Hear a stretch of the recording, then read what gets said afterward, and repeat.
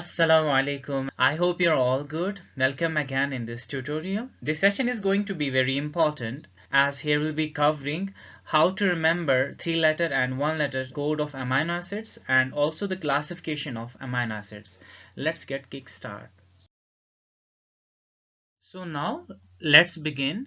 We have a long list of amino acids. There are 20 different types of amino acids in this list. इसमें आपको 3-लेटर code भी दिए हुए हैं, इसमें आपको 1-लेटर कोड भी दिए हुए हैं. So a question arises here, do we need to remember all of them? क्या हमें सारे याद रखने हैं, 3-लेटर भी 1-लेटर भी?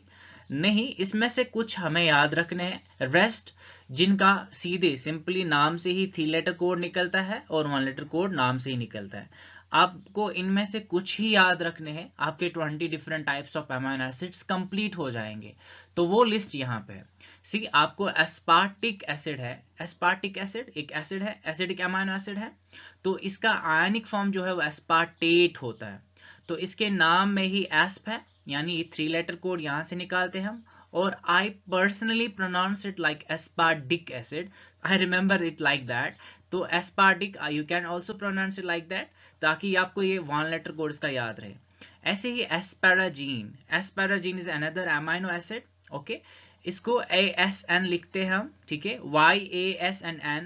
एन क्यों है? क्योंकि इसके आर ग्रुप में अमाइनो ग्रुप एक्स्ट्रा ऐड किया जाता है. ठीक है, तो इसको ये हमने, और इसके नाम का साउंड, द प्रोनाउंसिएशन सेज एस्पैराजीन, न साउंड निकलता है, एन साउंड निकलता है. तो इसको आप ऐसे याद रख सकते हो. ऐसे glutamic acid, this is another acidic amino acid and its ionic form is glutamate 8. Okay, इसको E साउंड निकलता है, तो आप यहां से E याद रख सकते हो. और इसके नाम में ही ग्लू निकलता है, तो यहां ये आपको 3-लेटर कोड इसका. ऐसे ही ग्लूटामीन. ग्लूटामीन ये ग्लूटामिक एसिड का ही अमाइनो ग्रुप इसमें ऐड किया जाता है. ऐसे ही आर चेन में ऐड किया जाता है अमाइनो ग्रुप. इसके नाम में भी N आ जाता है बिकॉज इसके आर चेन में एक्स्ट्रा अमाइनो ग्रुप ऐड किया जाता है. तो इसको प्रोनाउंस मैं करता हूं ग्लूटामीन. सो क्यू साउंड निकलता है. तो ये हो गए ये लिस्ट में एसिडिक और इनके अमाइनो ग्रुप. लाइसिन है, इसका सिंपली आपको ये बहुत ही इंपॉर्टेंट है, आपको याद रखना है. इसका कुछ अनयूजुअल है. लाइस तो निकलता ही है, lys three letter code, but the one letter code is K. ये आपको याद रखना है, के इसका. लाइसिन का के निकलता है, बाकी सारे आसान है. फिनाइल अलानीन. फिनाइल को फ साउंड निकलता है, एफ साउंड निकलता है, तो एफ आ गया. तो PHE इसके नाम में ही 3-लेटर कोड. ट्रिप्टोफैन, ये एक और अमीनो एसिड है, tryptophan. I personally pronounce it like tryptophan, tryptophan. So W sound निकलता है, विप्टोफैन. Okay, I remember it like that. तो ट्रिप आप भी ऐसे याद रख सकते हो. ऐसे ही टायरोसिन, टायर. तो टायर इसका 3-लेटर कोड निकलता है. And Y, tie, Y sound निकलता है. तो ऐसे आप इसका सिंगल-लेटर कोड, 1-लेटर कोड याद रख सकते हो. तो आपको ये याद ऐसे रह सकता है. बाकी लिस्ट में सारा सेम है. So guys, here we have the list of amino acids. This list contain the classified amino acid. ये जो रो है आपको, ये रो में जितने भी है वो सारे पोलर है. I hope you understand the polar. And this one is the non-polar. And these all are non-polar amino acids. Okay, this is a single letter depiction of amino acid. तो एक लेटर से. और ये जो box है आपको इसमें acidic है, ये जो है इसमें न्यूट्रल है. This is the basic. Now आप न्यूमोनिक भी बना सकते हो, लाइक एसिडिक को आप D पढ़ सकते हो, DE. ओके, और न्यूट्रल को आप स्टिन, स्क्वी पढ़ सकते हो, स्क्वी. ओके, और बेसिक को आप कहर पढ़ सकते हो.